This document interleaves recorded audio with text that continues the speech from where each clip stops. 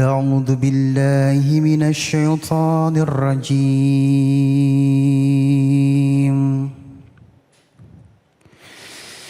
بسم الله الرحمن الرحيم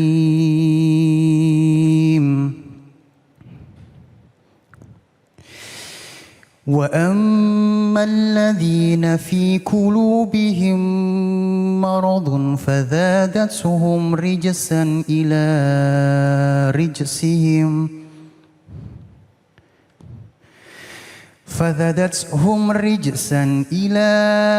رجسهم وماتوا وهم كافرون Sadaqallahul azim. Maha benar Allah dengan segala firman-Nya. Bismillahirrahmanirrahim. Allahumma salli ala sayyidina Muhammad wa ala ali sayyidina Muhammad. Assalamualaikum warahmatullahi wabarakatuh. Masya Allah. Kembali lagi saya Ali Zainal menemani pemirsa di rumah di dalam Cahaya Hati Indonesia. Dan Masya Allah surat yang tadi Ali bawakan insya Allah memiliki makna bahwasanya orang-orang yang memiliki penyakit dalam hatinya merupakan orang yang sangat merugi dan mereka mati dalam keadaan kafir. Na'udzubillah min zalik. Dan insya Allah hari ini kita punya beberapa tema, di antaranya hati-hati dengan penyakit hati, mengenal ikhlas antara hemat dan pelit. Masya Allah ya. Dan nanti kita akan bertemu dengan guru-guru kita yang dimuliakan Allah Subhanahu Wa Taala. Ada Al-Ustadz Abdurrahman Jelani, Al-Ustadz Zaki Mirza. Dan tentu saja ada segmen khusus ngaji yuk bersama Ustadz Syam. Masya Allah. Dan untuk pemirsa di rumah yang punya pertanyaan boleh kirimkan pertanyaan Anda lewat Instagram kita @cahayahati_news. Baik jamaahku yang dimuliakan oleh Allah Subhanahu Wa Taala, mari sama-sama kita akan mendengarkan tausiah yang pertama yang insya Allah akan disampaikan oleh guru kita yang dimuliakan Allah Subhanahu Wa Taala, Al-Ustadz Abdurrahman Jailani, dengan hati-hati dengan hati. Assalamualaikum warahmatullahi wabarakatuh. Alhamdulillahi rabbil alamin, wa bihi nasta'in wa ala umurid dunya waddin, wa ala alihi wa sahbihi ajma'in, amma ba'd. Setelah puji dan syukur hanya untuk Allah, salawat beserta salam akan senantiasa tercurah terlimpah kepada junjungan kita, suri tauladan kita, baginda Nabi besar Muhammad sallallahu alaihi wasallam. Begitu pula kepada para keluarga, para sahabat, dan insya Allah kepada kita semua selaku umatnya. Para pemirsa Cahaya Hati Indonesia, iNews dimanapun Anda berada, semoga Allah Subhanahu Wa Taala senantiasa memberikan kepada kita panjang umur, sehat walafiat, dan juga keberkahan baik dunia maupun akhirat. Amin ya Allah ya Rabbal Alamin. Pada kesempatan kali ini kita membahas satu tema yang sangat penting untuk sama kita ketahui dan juga sama kita jaga sebagai umat Islam, karena ini merupakan bagian daripada akhlakul karimah, di mana umat Islam dan umat baginda kita Nabi besar Muhammad sallallahu alaihi wasallam harus berusaha semaksimal mungkin untuk mempunyai akhlak yang baik dan menjauhi daripada akhlak yang tercela. Jadi kalau sudah akhlak baik, secara otomatis akan meninggalkan akhlak-akhlak yang tercela. Akhlak yang tercela ini sangat luas. Dan yang lebih penting lagi adalah akhlak tercela yang mesti kita jauhi itu tidak lain dan tidak bukan yang berkaitan dengan hati. Nah ini yang dinamakan dengan radzailul qulub, penyakit-penyakit hati. Dimana sama kita tahu kalau bicara penyakit hati para pemirsa, obatnya susah. Kalau lahir Kita bisa pergi ke dokter, dikasih obat, selesai. Dan kemungkinan efeknya juga kalau penyakit lahir kita doang yang kena. Tapi kalau penyakit hati dahsyat. Bukan hanya saja pelakunya yang mendapatkan daripada dampak negatif, tapi orang yang lain pun akan mendapatkan dampak negatif. Na'udzubillah, summa na'udzubillah min dzalik. Apa saja daripada penyakit hati tersebut? Banyak tentunya. Jadi yang kita bicarakan pada kesempatan hari ini adalah salah satunya. Di mana penyakit hati yang sekarang itu sedang merajalela. Ada di tengah-tengah umat, di tengah-tengah kita, bahkan bisa saja terserang kepada saya ini yang berbicara, yaitu adalah penyakit riya. Na'udzubillah, summa na'udzubillah min dzalik. Kenapa bisa sedemikian rupa? Bahwa riya ini adalah merupakan salah satu penyakit hati yang memang ditakuti oleh baginda Nabi besar Muhammad SAW. Kata Nabi dalam salah satu sabdanya, innama akhwafu ma akhafu alaikum ya asyirkul asghar. Qalu wa syirkul asghar ya Rasulullah. Qala ar-riya'u. Jadi Nabi besar Muhammad SAW menyampaikan salah satu dari yang aku takuti, yang banget ditakutin oleh Nabi Muhammad SAW kepada umatnya, kepada kalian, kata Nabi, yaitu syirik asgar. Apa itu syirik asgar? Bertanya para sahabat, ya Rasulullah, apa itu syirik asgar? Kala Nabi menjawab, ar-riya, yaitu riya. Apa itu riya? Riya yaitu menampakkan sesuatu agar kemudian dipuji oleh orang lain.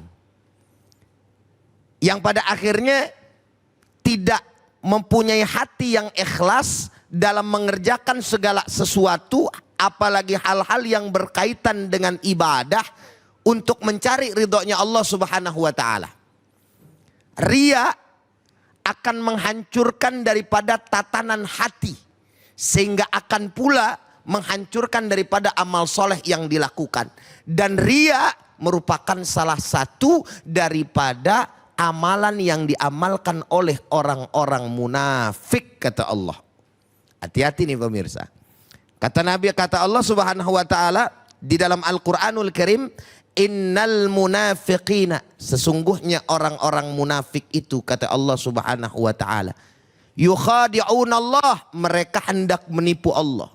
Wa huwa yukhadi'uhum, dan Allah Subhanahu wa taala membalas daripada tipuan mereka.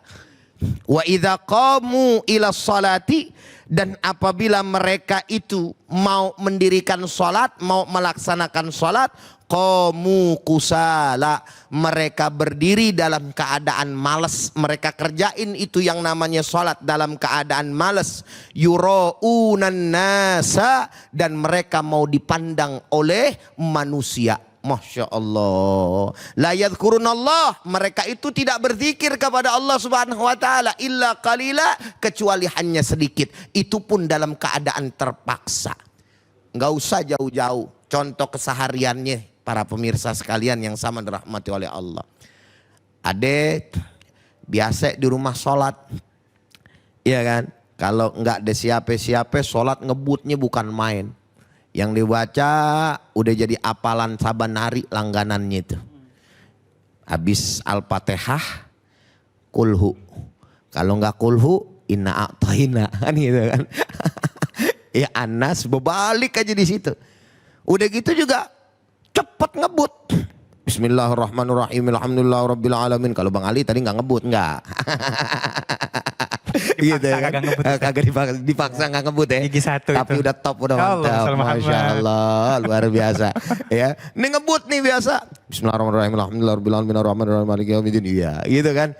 Waladhdallin amin. Inna a'taina Allahu akbar. Subhanallah, Nabi udah ngebut. Tumben lagi sholat, mertua pakai datang. Ya Allah, gegaya deh. Yang tadinya para pemirsa ngebut langsung berhenti. Buah dia pakai cara tuh murotal kayak tadi tuh. Allah kirim. Bismillahirrahmanirrahim. Allah, makmumnya gitu ya. Biar mertua di ruang tamu denger dia lagi salat. Ya kan? Ada yang model kayak begitu tuh. Alhamdulillahirabbil alamin, arrahmanirrahim. Semata-mata apa? Biar dilihat sama orang, nauzubillah summa nauzubillah min dzalik. Nih, salah satu daripada penyakit hati, riya, yaitu memperlihatkan daripada yang namanya amalan dia yang seyogianya untuk Allah tapi diarahkan untuk manusia. Nauzubillah summa nauzubillah min dzalik. Yang kedua yaitu al-ghadab, marah. Oh, ini salah satu penyakit hati nih. Aduh, gampang ama yang namanya marah. Para pemirsa sekalian sama dirahmati oleh Allah Subhanahu wa taala. Padahal ada seorang laki-laki datang kepada Rasulullah. Anna rajulan qala lin Nabi sallallahu alaihi wasallam ausini, ya kan. Ya Rasulullah, wasiatkan kepadaku sesuatu. Lalu Nabi Muhammad sallallahu alaihi wasallam menyampaikan apa? Qala la taqdab. Jangan engkau marah. Faraddada miraran. Lalu laki-laki itu tanya lagi. Nabi tetap ngomong dan jawab, la taqdab, jangan marah.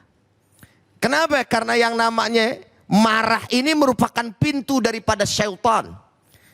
Sehingga ketika seseorang mudah marah, cepat tersulut daripada emosinya, akan menghancurkan daripada urusan-urusan yang lainnya. Dan bukan hanya saja dirinya, tapi juga orang yang lain pun akan mendapatkan daripada dampaknya. Berapa banyak gara-gara yang namanya marah tidak bisa dikendalikan, lalu pada akhirnya orang bisa membunuh daripada saudaranya.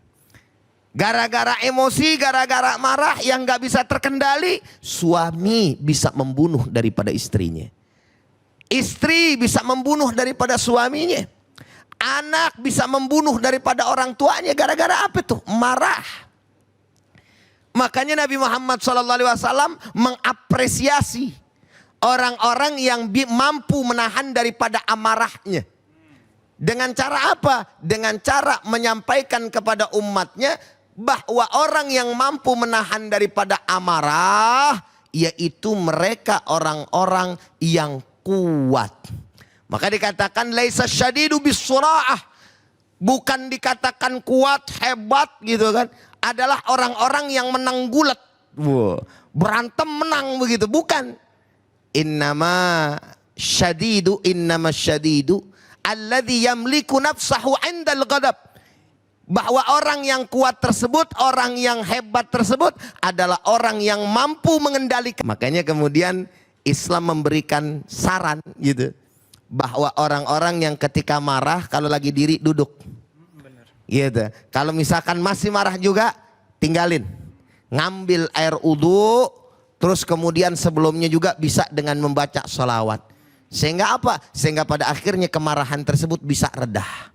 Kalau misalkan diladenin terus, wah udah dah hancur. Apalagi lebih-lebih dalam rumah tangga nih. Ya gak? Suami sama istri, istri sama suami, suami ngeladenin istri, istri ngelawan sama suami. Nggak berhenti-berhenti kalau nggak ada yang ngalah tuh. Iya benar-benar. Salah satunya mesti apa? Para pemirsa yang sama dirahmati dan dimuliakan oleh Allah Subhanahu wa taala, yaitu enggak lain dan tidak bukan kita harus menjadi air salah satunya.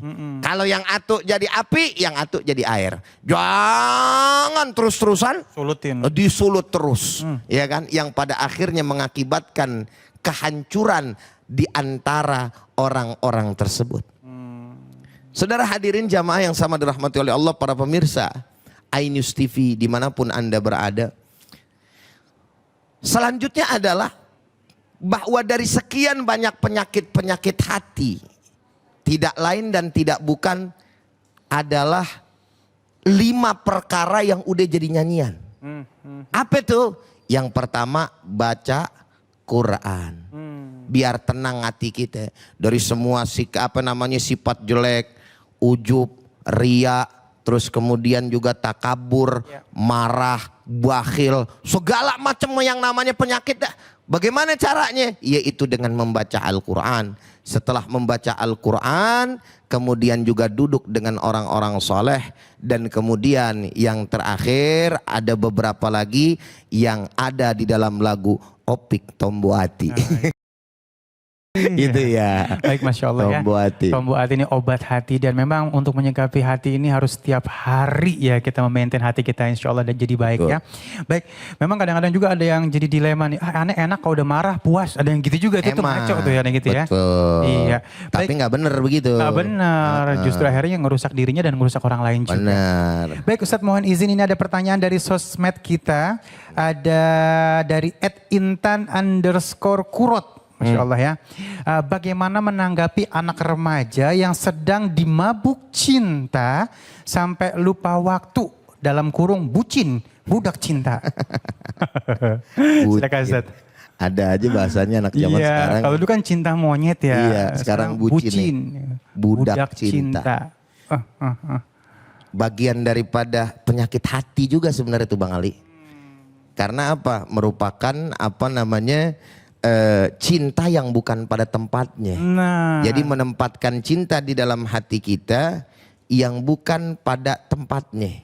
Yang namanya pacaran. Kan tadi kan pertanyaannya pacaran ya. Iya. Ada pacarannya. Remaja kita yang dimabuk cinta. Nah, dimabuk cinta. Mabuknya udah salah. Nah, jadi mabuk cinta itu udah dempet sama yang namanya pacaran kan gitu. Pacarannya aja udah salah gitu para pemirsa. Mabok lagi. Udah gitu mabok lagi, sakran lagi kan. Udah double salahnya gitu.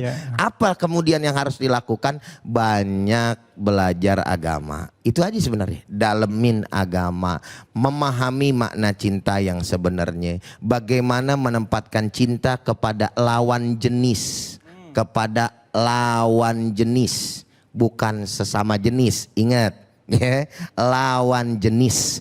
Kalau lawan jenis saja ada aturannya gitu kan, yang artinya enggak lewat pintu pernikahan haram, bagaimana dengan sesama jenis? Lebih haram lagi para pemirsa. Maka dengan hal itu, dengan memahami daripada ilmu agama, kesadaran yang tinggi, lalu kemudian pula ingin betul-betul menjalankan syariat, maka insya Allah Allah Subhanahu wa Ta'ala akan memberikan jalan kemudahan untuk taat kepadanya. Amin ya Allah, amin. Baik, terima kasih guruku yang dimuliakan Allah Subhanahu wa Ta'ala ilmunya ya. Baik, kita akan lanjutkan nanti ya. Kita akan bertemu dengan guru kita Al-Ustadz Zaki Mirza dengan tema mengenal ikhlas. Masya Allah ya. Jangan kemana-mana, tetap bersama kami di Cahaya Hati Indonesia.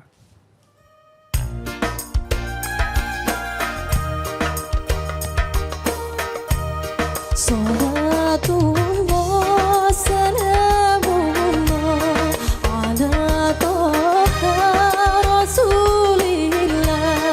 Salatullah salamullah ala yasin habibillah. Salatullah salamullah ala toha rasulillah. Salatullah salamullah ala yasin. أعوذ بالله من الشيطان الرجيم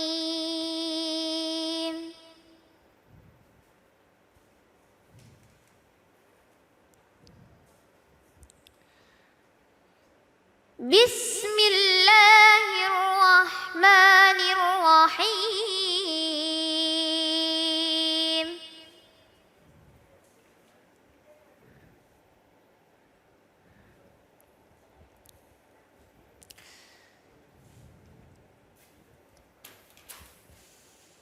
قل إني أمرت أن أعبد الله مخلصا له الدين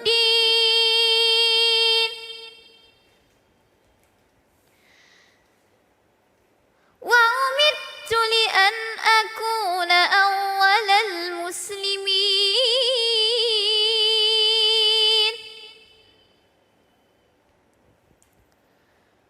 قل إني أخاف إن عصيت ربي عذاب يوم عظيم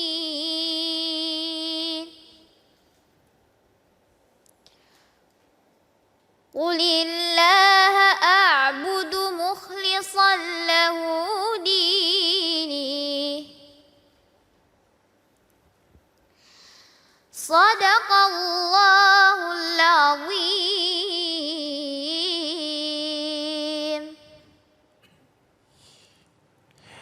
Maha benar Allah dengan segala firman-Nya, Masya Allah. Nikmat sekali ya mendengar suaranya Kaila, Masya Allah. Kaila sehat? Alhamdulillah. Alhamdulillah, Masya Allah, berkah ya Kaila ya. Mudah-mudahan bisa mengajarkan kita semuanya bagaimana indahnya belajar Al-Quran, Masya Allah ya.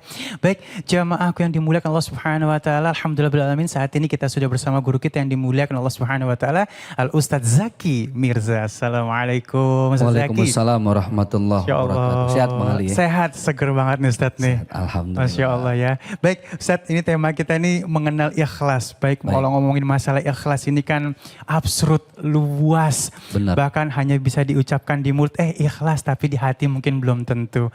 Baik, Siap. mohon ilmunya guru, silahkan. Bismillahirrahmanirrahim. Assalamualaikum warahmatullahi wabarakatuh. Alhamdulillah, assalatu wassalamu ala rasulillah. La hawla wa la quwata illa billah, amma ba'd. Dalam salah satu hadis dikisahkan dengan sangat begitu indah.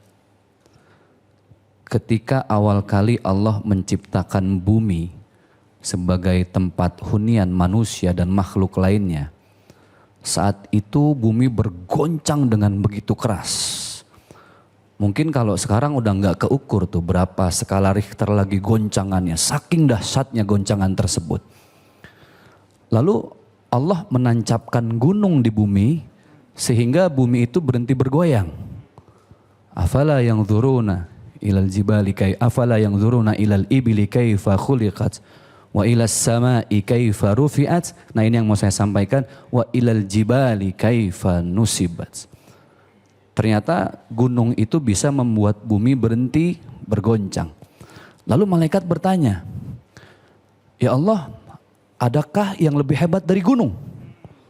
Allah menjawab, "Ada yang lebih hebat dari gunung, yaitu besi." Kita lihat bagaimana sekarang besi-besi traktor itu bisa meratakan pegunungan, bukit-bukit, semua rata. Sehingga tanah longsor, gempa bumi di mana-mana. Ternyata besi lebih hebat dari gunung. Malaikat kembali bertanya, "Ya Allah, adakah yang lebih hebat lagi dari besi?" Ada. Sesuatu yang bisa membakar besi, api. Oh, malaikat kembali bertanya, "Lalu apakah ada yang lebih hebat dari api?" Kemudian Allah menjawab, yang lebih hebat dari api itu adalah air. Karena air bisa menghilangkan api. Malaikat kembali bertanya, apakah ada yang lebih hebat dari api? Dari air. Kemudian saat itu Allah menjawab, ketika api bisa dihilangkan oleh air, ada yang lebih hebat dari air, yaitu angin. Karena angin dia bisa menguapkan air. Malaikat kembali bertanya, "Ya Allah, adakah yang lebih hebat dari angin?" Allah menjawab, ada. Ada yang lebih hebat dari angin, yaitu orang-orang yang ketika memberi dengan tangan kanan, tangan kiri tidak mengetahuinya. Allahu Akbar. Ada yang lebih hebat dari angin, dari air, dari besi, dari api, yaitu orang-orang yang ketika dia dizolimi, disakiti, dikecewakan, dia tetap berusaha untuk menjadi manusia baik dan tidak pernah bosan dengan kebaikan serta jasanya. Itulah orang-orang yang ikhlas, yang lebih hebat dari apapun. Nah, subhanallah, ini kenapa saya sampaikan di awal, supaya kita faham bahwa ternyata orang yang ikhlas itu orang yang benar-benar hebat. Bahkan lebih hebat seperti yang tadi dikisahkan, lebih hebat dari gunung. Kemudian lebih hebat dari besi, lebih hebat dari api, lebih hebat dari air, bahkan lebih hebat dari angin. Itulah orang-orang yang ikhlas. Orang-orang yang ikhlas, para penjaganya, pengawalnya adalah para malaikat. Dan subhanallah di kesempatan yang mulia ini kita ingin membahas bahwa orang ikhlas itu ada tahapan-tahapannya. Nanti silahkan kita deteksi hati kita masing-masing, kita ada pada level yang mana, pada tahapan yang mana. Di dalam kitab Nasaihul Ibad, karya Syekh Muhammad Nawawi Al-Bantani, beliau membagi orang ikhlas itu ke dalam 3 kategori. Kalau kita main games ini ada level-levelnya. Level 1 selesai, masuk level 2, masuk level 3. Jadi nggak mungkin masuk level 3 tanpa melewati level 1 dan 2. Orang-orang yang ikhlas yang paling rendah adalah dia yang ketika berbuat kebaikan, yang dia harapkan itu hanya sesuatu atau apapun yang bersifat dunia. Kan doa kita jelas ya, Rabbana atina fid dunya hasanah wa fil akhirati hasanah wa qina adzabannar. 2 kehidupan yang kita pengen banget bahagia, dunia akhirat. Nah, pada tahapan paling awal, orang-orang yang ikhlas ini hanya mengharapkan dunia. Bisa jadi itu saya, bisa jadi kita semua. Ketika dia berbuat baik, yang diharapkan hanya apa? Dibalas oleh Allah dengan harta yang lebih, badan yang sehat, jodoh yang dia mau, rezeki yang diluaskan. Apapun yang bersifat dunia yang masih dia harapkan dalam hatinya, maka orang ini masih pada level pertama. Naik lagi nih level yang kedua. Orang ikhlas pada level kedua yang diharapkan bukan lagi dunia. Tidak terpaku pada urusan-urusan materialistis. Tetapi yang diharapkan adalah apa yang ada pada kehidupan-kehidupan di akhirat. Yang diharapkan pahala, masuk surga, takut neraka. Ini kan urusan akhirat semua nih. Tapi lebih tinggi dari level yang pertama. Ada orang yang ikhlas yang subhanallah levelnya nih level paling tertinggi. Level tertinggi. Yaitu orang yang tidak lagi mengharapkan dunia, tidak lagi mengharapkan akhirat. Yang dia tahu hanya Allah. Minallah, fillah, billah, lillah, ilallah. Minallah, fillah. Dari Allah dan hidup hanya di dalam Allah. Billah, lillah, ilallah. Dengan Allah, kembali hanya kepada Allah dan semuanya hanya untuk Allah. Pertanyaannya buat para pemirsa dan buat saya pribadi, tahapan ikhlas kita ada pada level yang mana nih? Ini yang perlu kita koreksi masing-masing. Jangan-jangan selama ini kita berbuat baik sama orang lain apapun bentuknya, ngasih sedekah, ngasih infak, ngasih zakat, unsurnya hanya bersifat dunia. Aneh sedekah supaya kepengen sama tetangga sebelah tuh biar berjodoh. Kan masih urusan dunia ya. Udah gitu udah minta jodoh sama Allah, sedekah maksa lagi. Ya Allah, kalau saya berjodoh dengan dia dekatkan ya Allah. Kalau nggak jodoh bagaimana caranya tolong diatur ya Allah biar jodoh. Nah itu kan masih ada maksa. Nah pada level mana kita berada semua tergantung dari perilaku kita masing-masing. Inilah kadar keikhlasan yang ingin saya bicarakan.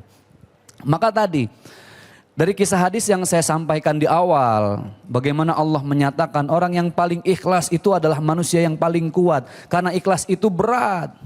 Aduh berat banget ya. Kita secara manusiawi kan dikasih 2 kecenderungan sama Allah. Fa'alhamaha fujuraha wa taqwaha. Qad aflaha man zakkaha wa qad khaba man dassaha.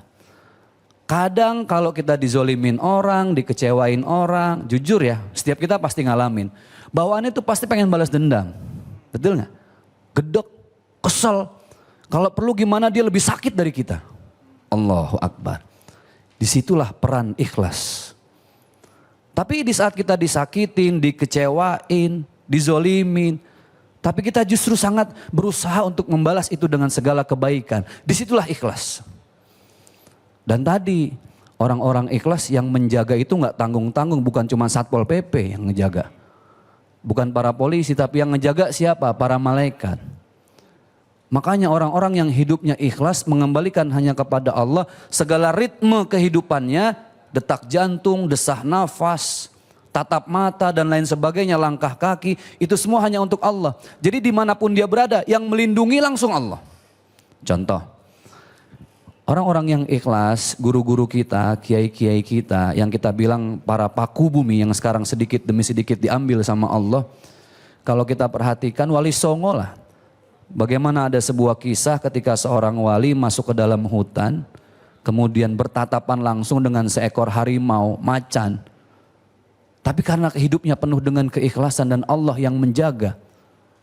Dia hanya berdiam diri, dia tatap, kemudian disinilah ada semacam sambung rasa ikhlas antara sesama makhluk Allah. Dia tidak memegang senjata tajam, dia hanya berdoa kepada Allah, ya Allah, kalau memang ini adalah makhlukmu ya Allah, tundukkanlah. Ditundukin sama Allah. Artinya apa? Tidak pernah ada yang sia-sia dari keikhlasan kita. Makanya orang yang ikhlas itu subhanallah ya, sama dengan surat Al-Ikhlas. Lihat surat Al-Ikhlas, nama suratnya Al-Ikhlas. Bismillahirrahmanirrahim. Qul huwallahu ahad, Allahus samad, lam yalid walam yulad, walam yakul lahu kufuwan ahad. Nama suratnya Al-Ikhlas, tapi nggak ada satupun di dalam ayat-ayatnya kalimat ikhlas. Jadi orang ikhlas itu berat banget orang ikhlas. Sabar. Bagaimana kita coba melawan rasa dendam, rasa kesel, rasa amarah. Disitulah ikhlas kita berperan. Dan disitulah Allah menentukan keikhlasan kita ada di level yang mana yang tadi sudah kita klasifikasi. Jangan-jangan ikhlas kita hanya mengharapkan materi, karir, jabatan, rumah mewah, mobil dan lain sebagainya. Jangan-jangan ikhlas kita hanya karena takut neraka, pengen masuk surga. Tapi Ustadz, apa masalah kalau ikhlas kita masih paling bawah levelnya? Nggak ada masalah. Ikhlas itu belajar dan terus belajar. Karena ikhlas itu adalah perjuangan dalam berproses. Itulah ikhlas. Jadi nggak ada ikhlas itu terima jadi. Terima ikhlas itu dia harus terus berusaha berbuat lebih baik, melawan segala amarah dan hawa nafsu. Sehingga dia sampai pada titik Allah betul-betul redho dengan segala perbuatannya. Itu yang susah. Makanya doanya ilahi anta maksudi waridhaka matlubi. Orang yang ikhlas ilahi anta maksudi. Tujuan hidup dia cuma Allah, gak ada yang lain. Waridhaka matlubi. Yang dia minta sama Allah gak ada yang lain kecuali apa? Keridhaan dari Allah subhanahu wa ta'ala. Makanya buat sahabat-sahabat semua, apalagi belum lama kita baru Idul Fitri kemarin ya, kembali menjadi manusia suci. Yuk kita deteksi keikhlasan kita ada pada level yang mana. Jangan-jangan keikhlasan kita hanya sekedar basa-basi di depan orang lain. Jangan-jangan keikhlasan kita hanya sekedar mengharap supaya kita tidak dizolimi, tidak disakiti lagi oleh orang lain. Enggak. Semakin seseorang disakiti oleh orang lain, dizolimi, dikecewakan. Tetapi ketika dia berusaha untuk mengembalikan hanya kepada Allah, maka Allah akan beri kekuatan yang super dahsyat. Makanya ada istilah the power of ikhlas. Seperti apa kekuatan ikhlas? Ikhlas itu dapat menggoncang godaan-godaan duniawi yang selalu ada di dalam benak dan pikiran kita. Kenapa seperti itu? Karena bagaimanapun manusia pada akhirnya kembali kepada Allah dengan tidak membawa apa-apa. Yang menjadi kunci kebahagiaan hidup dunia akhirat itu adalah keikhlasan itu sendiri. Contoh ikhlas adalah semakin kita mengukur keikhlasan kita dengan dunia, pasti jawabannya akan semakin sering kecewa. Pasti. Misal kita berbuat baik, ngasih duit 5.000 supaya Allah ganti nanti 50.000. Ternyata Allah ganti enggak 50.000, Allah ganti cuma 20.000. Pasti ada kecewa. Tapi sebenarnya kalau kita ikhlas, wasilah uang 20.000 itulah dari uang 5.000 yang kita sedekahin. Allah ingin kita memberikan ikhlas yang terbaik. Allah menguji kita dengan beragam ujian, termasuk ketika kita berbuat kebaikan kepada orang lain. Seberapa ikhlas kita menerima jawaban dari Allah, disitulah kualitas akhlak kita di mata Allah subhanahu wa ta'ala. Masya Allah. Baik, Maka berat banget ya jadi orang ikhlas. Aduh, baru dengerinnya aja berarti kalau misalnya mau ikhlas ada sabar. Betul. Dalam hati. Udah gitu gak boleh sabar doang, harus paham ilmu sabarnya. Benar. Ya panjang Masya Allah. Tapi ya kita memang harus terus berikhtiar untuk ikhlas ya. Kayak. Ikhtiar ikhlas. Usaha, jangan pernah putus asa. Iya. Baik, Alhamdulillahirrahmanirrahim. Ini guruku ada pertanyaan, Ali mohon izin bacain dulu. Siap. Sebentar. Ini dari Khairamon ya namanya ya. Khair, mungkin bacanya Khairmom ya, Khairamom. Hati saya selalu tidak tenang selama 3 tahun ini. Karena keluarga diberi cobaan keuangan. Wah ini kalau misalnya udah masalah keuangan emang agak repot nih ya. Iya, berat. Boleh minta sarannya selain sholat agar hati selalu tenang Ustadz. Iya. Banyak berbuat baik. A'udzubillahi minasyaitonirrajim. Inna salata tanha anil fahsya'i wal munkar. Orang yang mendirikan sholat itu harusnya dengan sholat yang dia dirikan, dia tercegah dari perbuatan keji dan mungkar. Jadi maunya Allah kalau kita mendirikan sholat, kita harus jadi manusia lebih baik. Ada tuntutan dari sholat yang kita dirikan. Maka kalau sholatnya belum menenangkan, mungkin aplikasi lapangannya yang belum kita praktekkan. Yaitu kebaikan-kebaikan. Salah satu contoh, menghargai tetangga, menghormati tamu. Kita jarang banget tahu kalau hal itulah menjadi pintu kita meraih kebahagiaan. Sebenarnya kita secara manusiawi ketika kita memberikan bantuan kepada orang lain, pasti di hati kecil ada rasa bahagia. Betul nggak? Ada rasa bangga. Oh ya Allah, kok gue udah lama banget gak bahagia kayak gini. Itu fitrah. Maka perbanyaklah ngebahagiain orang lain. Dan hebatnya ketika kita disakiti orang lain, dikecewakan orang lain, tapi kita bahagiakan orang lain, subhanallah. Disitulah hakikat kebahagiaan. Jadi carilah pintu-pintu kebahagiaan tidak hanya dari satu pintu. Bahkan keburukan orang lain itu bisa jadi pintu kita untuk meraih kebahagiaan. Itu yang susah Bang Ali. Meraih kebahagiaan dari kebaikan orang mah gampang. Itu namanya juga manfaatin kan. Wah ada orang seneng kita masuk, kita mepet terus, kita dempet. Kenapa? Karena kita meraih kebahagiaan. Benar. Tetapi subhanallah menjadikan keburukan orang lain sebagai pintu kebahagiaan kita itu ikhlas yang super dahsyat. Masya Allah ya, jadi benar-benar sholat tetap sholat, jangan sampai gara-gara dua sholat nggak ngefek, nggak boleh gitu ngomong gitu ya. Iya. Harus sholat ya. Benar. Iya, Masya Allah ya. Baik, Masya Allah, Masya Allah, Masya Allah, banyak ilmu yang kita dapatkan dan pemirsa di rumah, Masya Allah ya. Nanti kita akan bergabung dengan guru-guru kita, ini temanya luar biasa lagi nih. Karena kita akan membahas tentang antara hemat dan pelit. Masih bersama guru kita Ustadz Abdurrahman Jailani dan Ustadz Zaki Mirza. Tetap bersama kami di Cahaya Hati Indonesia.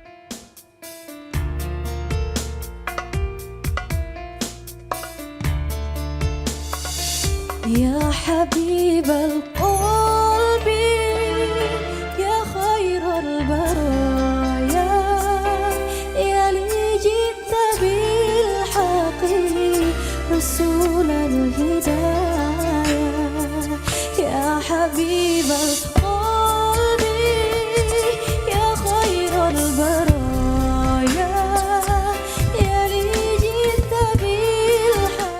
Kembali lagi di Cahaya Hati Indonesia, Masya Allah. Kita masuk ke dalam segmen yang menurut aku sangat menarik. Karena kita akan membahas tentang antara hemat dan pelit. Masya Allah, Ustadz sehat semuanya ya. Alhamdulillah sehat. Baik, Ustadz Ujai, Ustadz Zaki mau curhat dulu dikit ini. Siap. Ya, hemat pelit. Ya Allah, kalau di rumah itu paling seneng banget Ani dibilang pelit. Dibilang sama siapa itu? Sama anak. Jadi paling seneng dah. Kenapa? Kalau kita gedek, ntar jadi marah kan. Mendingan seneng aja dah. Karena sering banget dibilang pelit. Padahal kita dikasih. Mau ini dong. Oh iya ini kita beliin. Ilah abah begitu amat. Yang ono bang yang bagus. Udah yang ini juga cukup pelit amat. Nah begitu udah mulai tuh. Sama beliau berarti di rumah juga Masa gitu. guru. Apalagi ame. Maksudnya ada temennya aman. Oh ada temennya. Apalagi kalau misalnya sama bini. Ya misalnya udah kasih bulanan apa segala macam kan ya. Ya ilah ini sekarang udah pada naik. Cabai naik, barem naik. Tambahin dikit apa. Ya Allah dimanfaatin dulu. Ntar pelit amat sih. Belum selesai Padahal ngomong. niatnya hemat. Iya hemat. Hemat dikit ngapa jadi bini yang kona'ah gitu. Ya ilah lu nyeramain gua gitu katanya. Benar. Nah ini memang barometer antara pelit dan hemat ini agak absurd nih guru. Mohon ilmunya guru. Iya. Ya siapa dulu yang kira-kira nih? Ini aja udah. Yang biasa dibilang pelit apa Yang paling pengalaman sama pelit, ayo silakan. Udah yang dari Mesir dulu. Yang dari Mesir. Ente Citayam duluan lah. Akhirnya gak ngebahas-bahas ketawa-tawa doang nih. Iya silakan Jadi guru. kalau kita bisa coba memisahkan antara pelit dan hemat. Hemat itu kan tujuannya untuk menahan harta kita dari hal-hal yang sia-sia gitu kan. Atau hal-hal yang tidak dibutuhkan. Benar. Itu hemat gitu loh. Berlebihan. Jadi tidak berlebihan. Iya. Sebab yang namanya berlebihan itu kan Mubazir. mubadzir, ya kan, innal mubadzirina kana ikhwan syayatin kan gitu ya. Sedangkan pelit itu menahan harta yang seharusnya dikeluarkan pada tempatnya, apalagi di jalan Allah Subhanahu wa taala. Nah, memang kadang dalam keseharian, khususnya dalam keluarga, suka ketuker nih kalimat. Iya. Maksudnya Bang Ali tadi hemat, Iya. tapi kata bocah kita pelit. Pelit. Emaknya Jadi- juga kadang-kadang begitu. Betul, jadi bukan cuma Bang Ali doang. Saya juga dikata begitu. Alhamdulillah. Lu juga. Aduh. Sama aja lo. Sebenarnya kalau misalnya narik barometer itu salah di mana? Kita ngasih tahu nominal kita di ATM berapa sama bini itu salah. Oh gitu. Iya, jadi kan dia tahu asuh kita masih banyak, lu pelit banget. Itu ATM yang satu. Nggak tahu kalau yang lain. Jangan bongkar dong. Ini gimana Guru? Silakan Guru. Udah. Ya, kalau aneh gini, pertama yang kita petain satu ada keinginan, ada kebutuhan. Kalau kebutuhan itu sesuatu yang memang kudu kita tutupin. Ya. Itu bayar listrik, cicilan mobil, maaf nyinggung. Itu terus Masih nyicil Bang ya? Oh. yang lain-lain Yang emang premier ya, kebutuhan premier. yang wajib kita tutupin Iya. itu kebutuhan. Nah beda lagi nih ada keinginan. Keinginan itu sesuatu yang sebenarnya harganya jauh melambung di atas harga kebutuhan. Iya. Misal contoh gitu ya, kita pakai sepatu ya 200.000 sih perlu. Namanya sepatu kita perlu. Tapi kalau ngikutin keinginan, akhirnya kita bisa aja beli sepatu harga 2,5 juta, gaji 3 juta. Pakai sepatu bagus, nggak makan beras kan Ya gitu. Allah. Jadi kita bela-belain tuh, maksain. Nah, dalam urusan kebutuhan ini harus dipecah bagi dua lagi. Yang pertama ada pelit, ada hemat. Menghemat kebutuhan itu harus. Tapi pelit dalam kebutuhan itu yang nggak boleh. Gak boleh. Beda sama keinginan ya. Tadi kalau keinginan lebih ke mubazir. Nah makanya yang bisa ngedeteksi ya kita sebagai kepala rumah tangga. Iya, iya, iya. Misalnya dalam keadaan COVID-19 kayak sekarang begini, mana yang kudu kita hematin dihematin. Benar, teken. Dan kan kudu kita kasih pengertian gitu kan. Iya, iya, iya. Ke istri, ke anak-anak. Matiin lampunya kalau jangan membajir gitu kan. Nah gitu, matiin. AC, Aneh ke rumah dia gelap-gelapan malam-malam. Saking hematnya, nah itu pelit kalau begitu. Oh beda. iya benar benar. Iya. Nah kadang-kadang ada juga nih yang bilang gini, kalau misalnya kita belanja nih sama bini kan ya. Iya. Pasti mungkin guru ngalamin.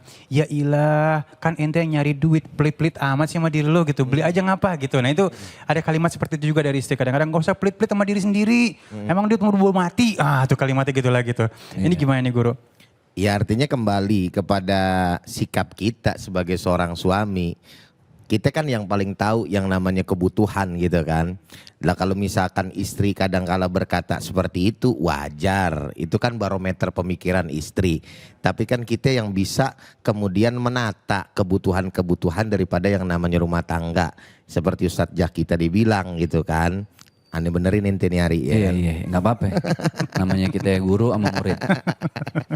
Iya. Jadi memang kita yang mengetahui itu gitu kan. Ane juga sering kok seperti Ane tadi sampaikan gitu kan. Abah pelit, abah pelit. Lan sabanari COVID-19, ya kan makan minta di restoran. Abah mau beli ini, la ilaha illallah, hancur Itu mina. lagi COVID-19. Lagi nggak COVID juga belum pernah diajak ke restoran. Ya Allah. Kelak aja sesuka lo.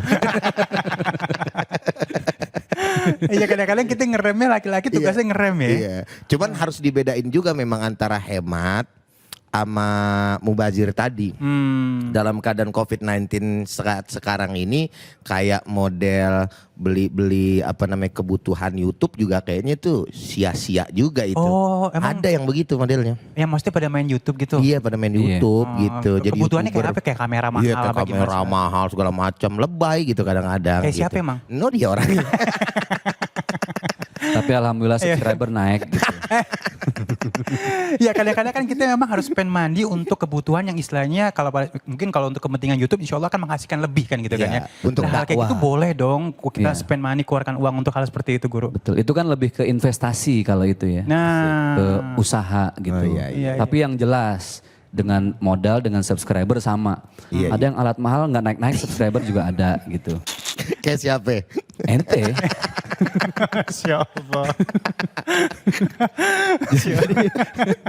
Ngalah aja dapat sohib udah biasa. Enggak, dalam hal ini emang kita udah biasa begitu. Ya betul betul. Nah artinya memang urusan hemat ame pelit beda nih. Beda lagi cara berpikir tuh orang nggak bisa ditolak Benar, ukur. beda-beda. Almarhum Uje kalau kita lihat. Bang Ali lebih paham beliau Iya. apalagi lah. Masya Allah. Itu nggak ada itu. Menurut beliau sedekah itu bukan cuma kita yang ngasih di lampu merah. Tapi nyenengin temen tuh sedekah. Nyenengin keluarga temen sedekah. Ngumrohin orang tua karyawan di kantornya itu sedekah. Ya. Jadi bagi dia yang namanya hemat ame pelit tuh udah nggak ada. Iya, iya, iya. Pokoknya aneh ngebahagiain orang lain biar Allah ntar yang bales. Itu udah susah tuh tahapannya udah tinggi. Dan Gitu. dia Kalau udah- aneh mungkin tinggal ya nggak terlalu jauh. Ini yang jauh banget yang model begini.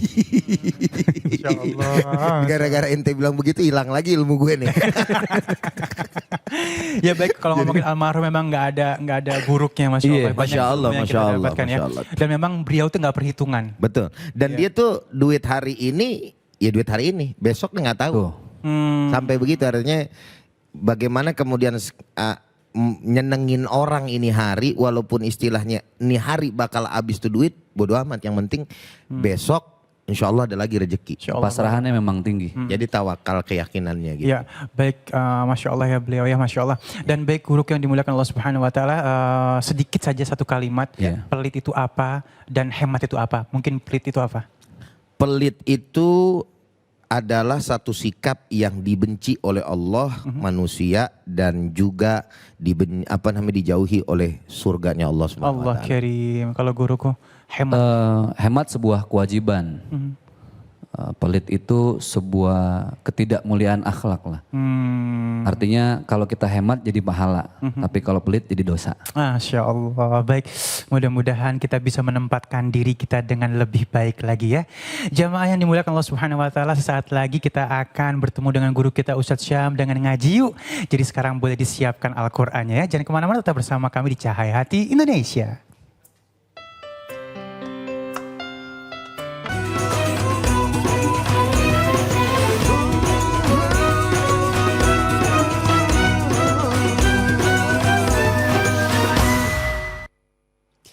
Kembali lagi di Cahaya Hati Indonesia, Masya Allah kita masuk ke dalam segmen khusus Ngaji Yuk bersama Ustadz Syam. أعوذ بالله من الشيطان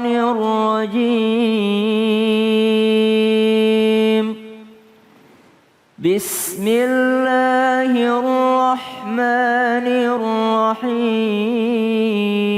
الرحيم تبت يدا أبي لهب وتب ما أغنى عنه ماله وما كسب سيصلى نارا ذات لهب وامرأته حمالة الحطب في جيدها حبل من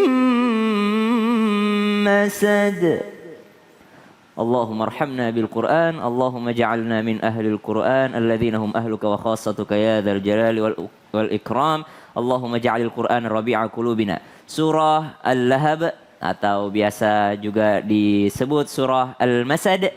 Ya, tabbat yada abi lahabi wa tab.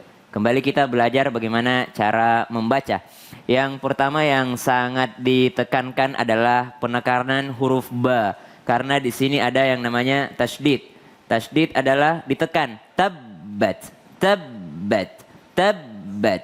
Jadi kadangkala ada orang-orang yang baca tabat, tabat, tapi harusnya tabbat, tabbat, tabbat. Nah, setelah huruf ba ada huruf ta. Huruf ta jangan sampai ada tambahan s di belakangnya. Tabbat. Jadi menurut para qurra mengatakan bahwa ketika membaca tabbat ada ts, itu berarti menambah huruf sa di belakangnya. Harusnya adalah ujung lidah bertemu dengan pangkal gigi depan atas. Tabbat. Jadi yang keluar cuma angin. Tabbat, tabbat, tabbat, tabbat. Ya, jadi bukan tabbat, tabbat yada. No, tabbat yada, tabbat yada, tabbat. Jadi bukan tabbat. Ya, tabbat yada. Mad jaiz 4 harakat. Tabbat yada 4 harakat. Tabbat yada abi lahabin wa tabb. Ada lagi tasydid di belakang sini, jadi nggak boleh tabbat yada abi lahabin wa tabb. Salah. Tasydid dulu. Tabb wa tabb. Tahan dulu, tekan dulu. Wa tabb. Ya. Tabbat yada abi lahabin lahabin lahabin lahabin lahabin watab. Tahan dulu. Watab. Jangan watab. Watab. Ya, tahan dulu karena ada tasydidnya tadi. Mau Bang Ali mau coba? Boleh dicoba. Ayat pertama. Nah, itu penambahan itu. Tabbat. Nah, jangan pakai tss, tapi tabbat. Angin saja yang keluar. Ya, insyaallah. Tabbat yada abi lahabin wa tabb. Nah, insyaallah. Lahabin, Abu Lahab pakai ha. Lahab. Lahabiu. Sekali lagi. Tabbat yada. Lupa lagi. Ya, lupa lagi ya. Bismillahirrahmanirrahim. Ya. Tabbat yada abi lahabin wa tabb. Masya Allah. Jadi sebenarnya kita orang Indonesia bisa sebenarnya, Masya Allah. Tapi kadangkala harus diingatkan dan harus terbiasa gitu ya. Masya Allah, hurufnya bagus sekali, Masya Allah. Iya. Ya, ayat kedua. Mad jaiz lagi.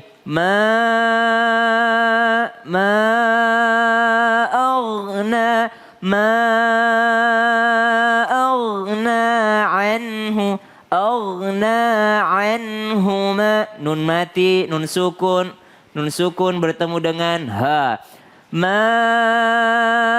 Aghna anhu.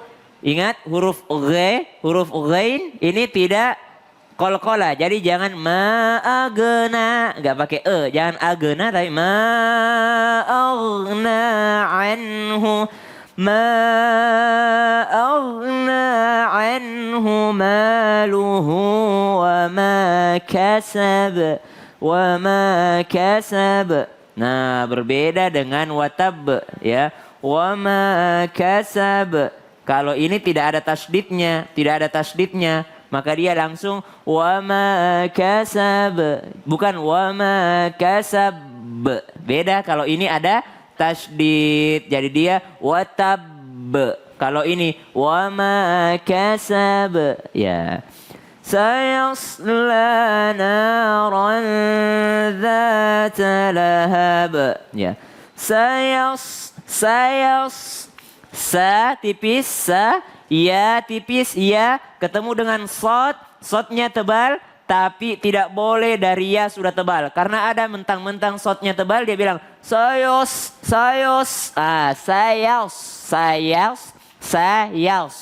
Sayos la, lamnya tipis kembali. Jadi khusus di huruf sodnya saja. Jangan sayosla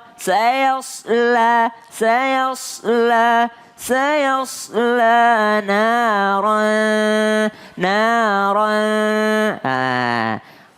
Tanwin an fathatain bertemu dengan dza, maka dia ikhfa. Ingat pelajaran kita ikhfa bukan ng.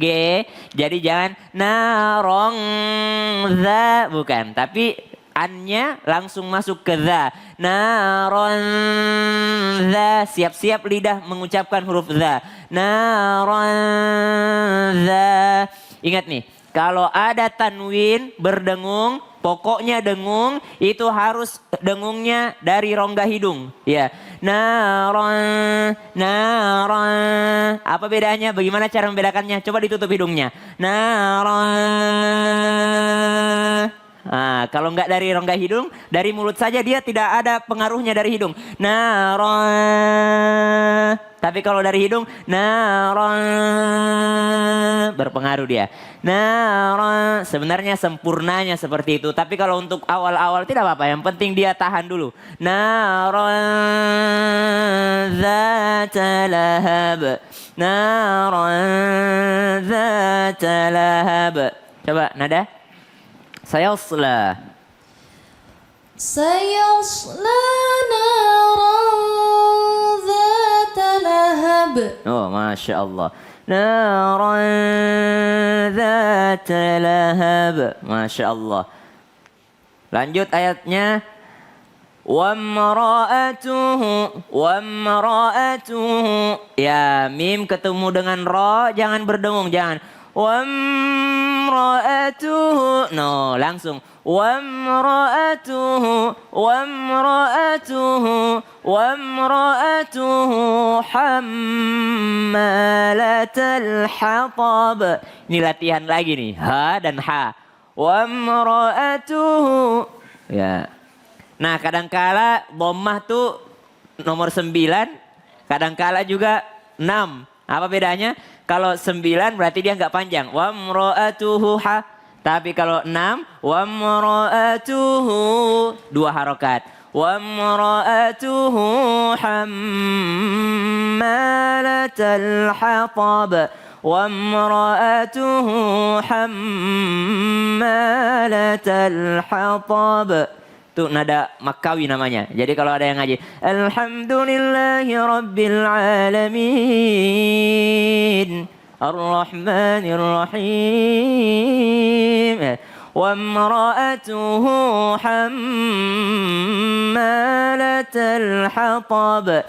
Di awal kita belajar bahwa tasydid itu ada penekanan. Kecuali pada huruf mim dan nun.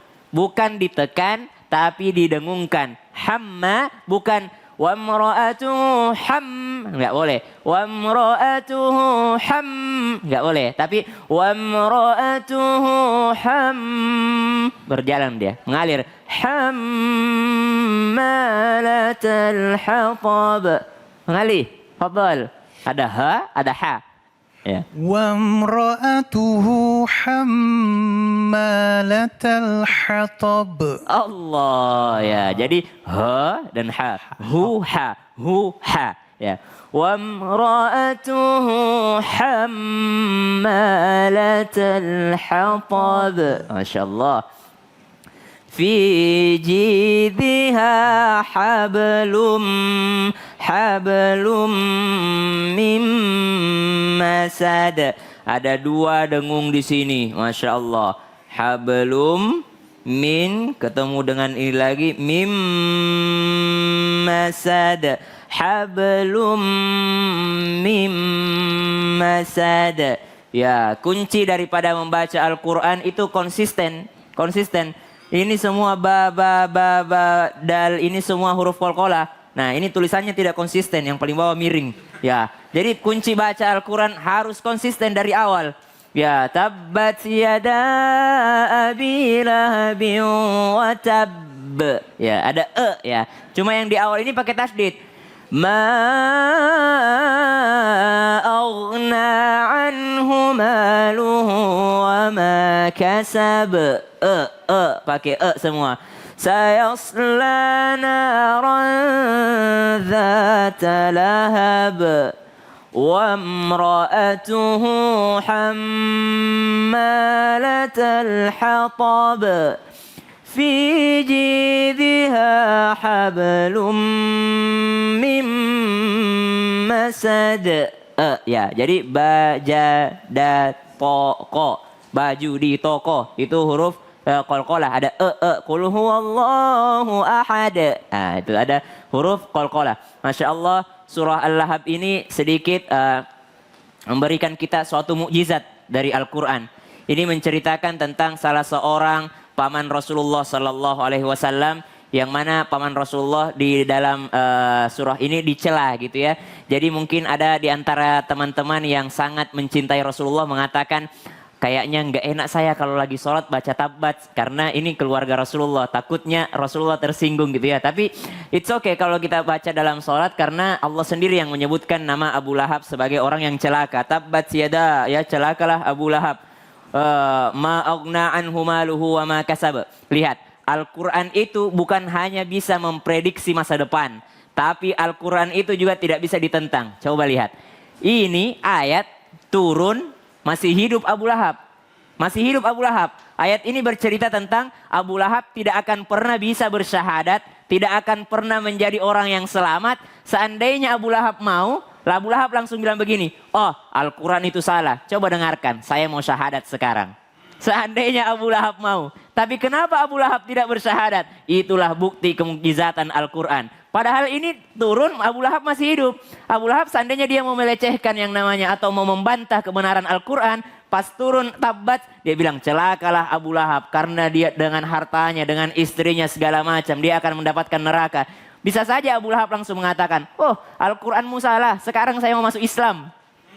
Bisa saja Abu Lahab begitu. Tapi kemukjizatan Al-Quran, sedangkan Abu Lahab saja terkunci untuk mengucapkan syahadat. Padahal dia udah tahu dirinya akan celaka. Tapi namanya Al-Quran bukan hanya bisa memprediksi masa depan, tapi orang yang sudah tahu pada akhirnya, Abu Lahab tahu, saya disebutkan celaka dalam Al-Quran. Oh kalau gitu saya mau pura-pura aja masuk Islam, supaya saya mengatakan Al-Quranmu salah. Loh saya masuk Islam? Tapi ternyata Abu Lahab terhalang dengan hal demikian. Masya Allah. Abu Lahab siapa? Hartanya banyak, keluarga Nabi. Masya Allah. Mungkin ada di antara kita anak muda milenial yang di luar sana mengandalkan keluarganya, mengandalkan pangkatnya, mengandalkan keturunannya, mengandalkan apa segala macam. Ternyata itu di mata Allah Subhanahu wa Ta'ala. Kalau kita tidak punya takwa, tidak punya takut kepada Allah Subhanahu wa Ta'ala, tetap saja disebut dengan orang yang celaka. Salah satu kesempatan kita menjadi orang yang mulia di mata Allah Subhanahu wa Ta'ala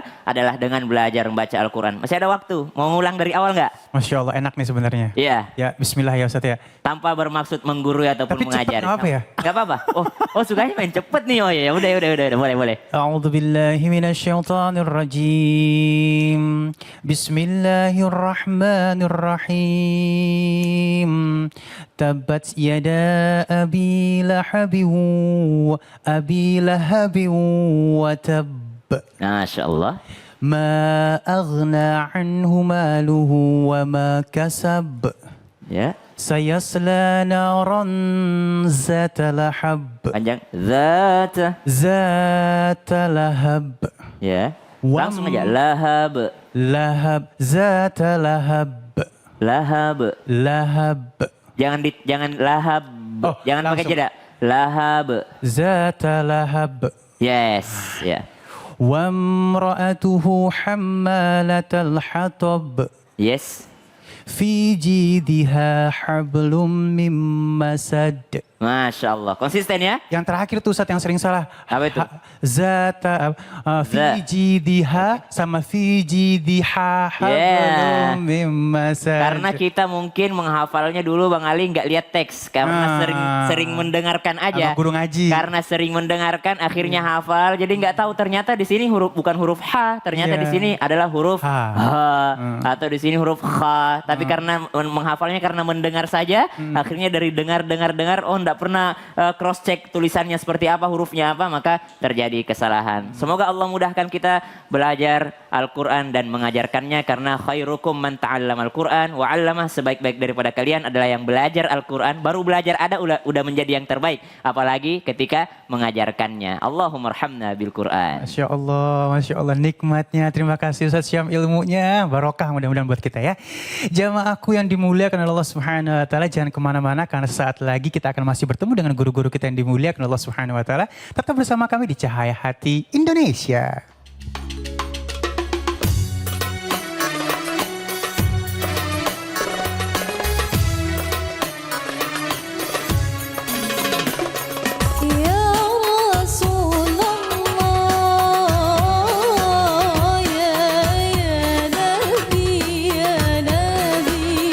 لك شفاعة وهذا مطلبي يا نبي يا رسول الله